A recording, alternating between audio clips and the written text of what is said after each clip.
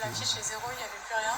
Ah, ça fait 1 heure qu'on attend, mais ça avance pas du tout, donc je sais pas ce qu'on doit faire, quoi. Donc, là, je suis en réserve. Selon le gouvernement, 15% des stations-service seraient touchées par ces pénuries liées à la grève chez les salariés de Total Énergie. Des blocages qui pénalisent les professionnels du secteur. À Vailly-sur-Aisne, ce groupe de transporteurs peine à s'approvisionner. Les stocks ici chez nous en cuve perceuse sont vraiment plus qu'au mini, et puis en extérieur on trouve du carburant. Lié à la grève. Très tendu. Une situation critique. Faute de livraison de carburant, ces camions ne pourront pas rouler la semaine prochaine. Il faut impérativement qu'on puisse être livré aujourd'hui ou lundi, sinon la totalité de l'entreprise sera à l'arrêt.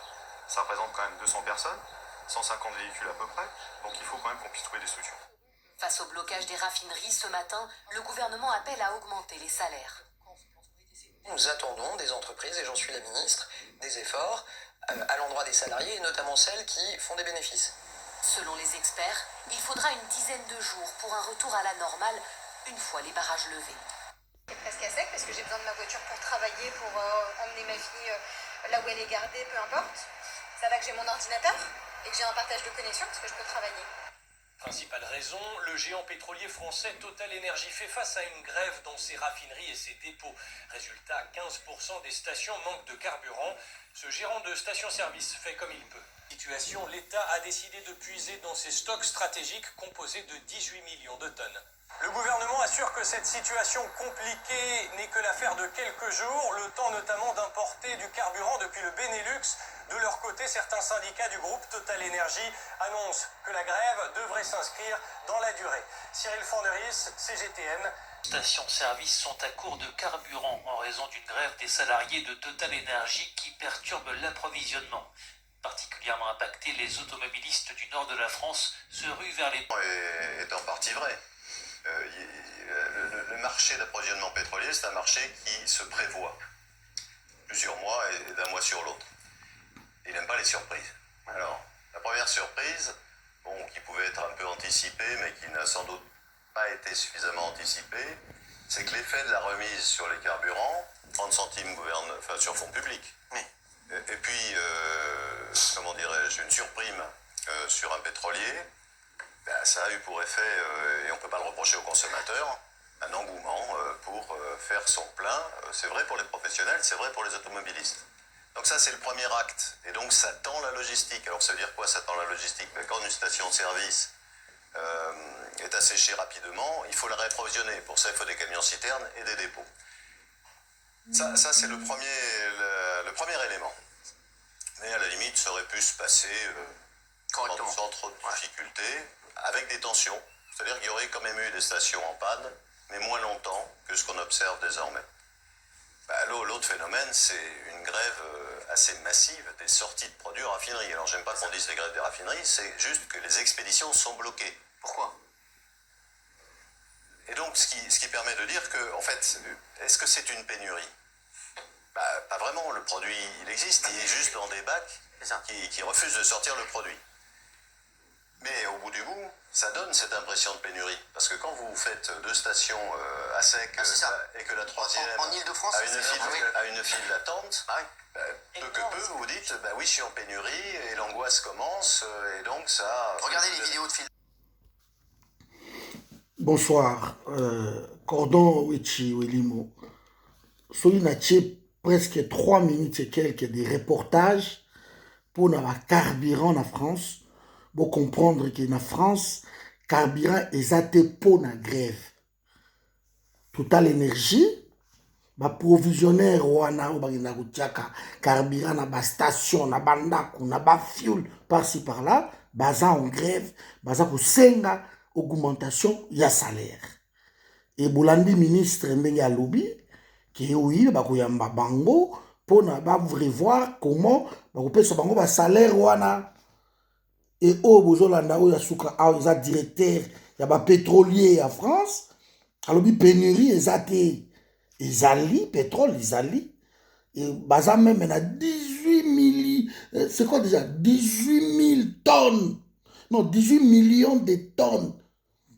Il y a stock stratégique au France azara nango bayi bako bimisa même yango 18 millions 18 millions de stocks de tonnes bandeko na ngai ezali te bakobimisa yango.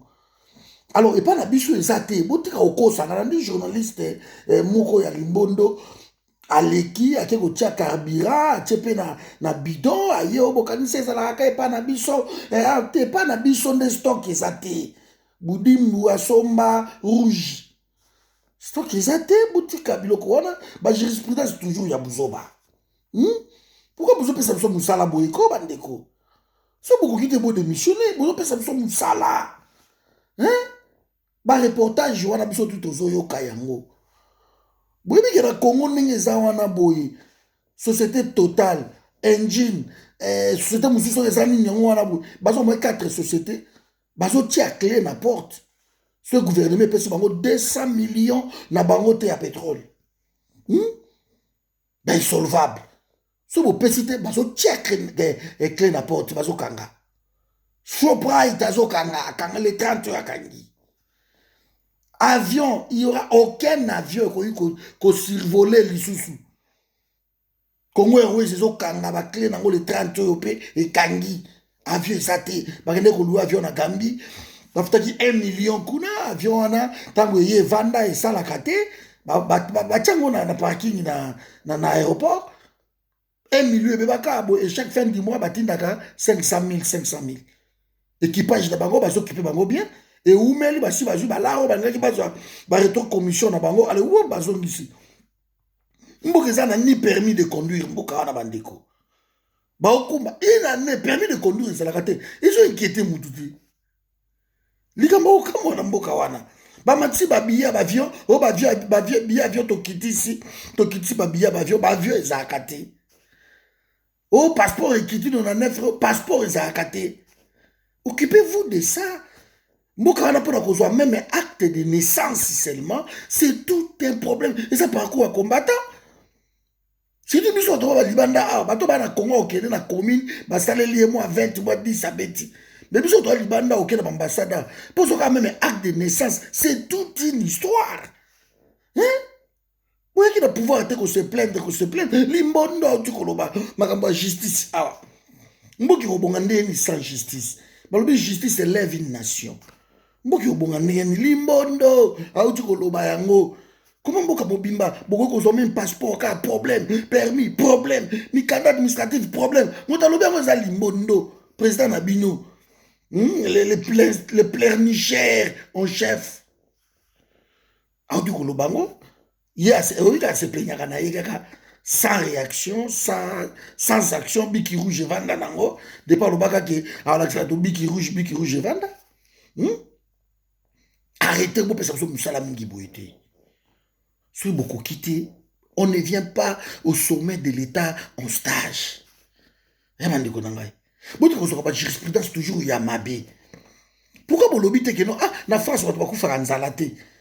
Congo peut bicho autour faire un zalaté. Pourquoi vous l'obité en côté? Pourquoi vous l'obité que l'autoroute est à Awa? Pourquoi pas la bicho zalaté?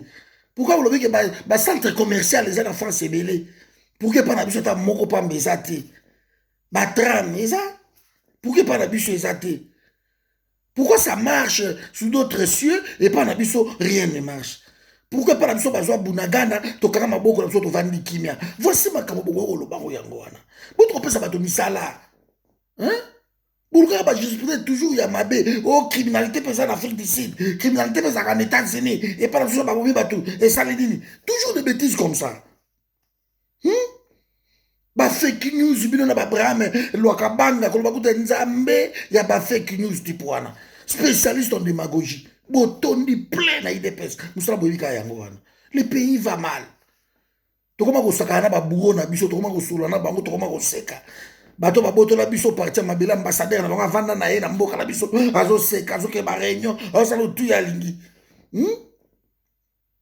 bokisi biso soni utka makambo wana carburé zate. Et pas na biso na France à carburé zate. Toyebi mboka wana basala grève ata soki lipe mati de quelques centimes. France champion à la grève na monde. Nana yebi yangote. Monsieur to vivre même ata moi 10% na o biso vivre en France. Ah et vous allez le moka balam. To sengi Congo za l'Allemagne d'Afrique té. Tout ça, il faut poser la base. Il y a développement. Et les autres, quoi qu'on développer.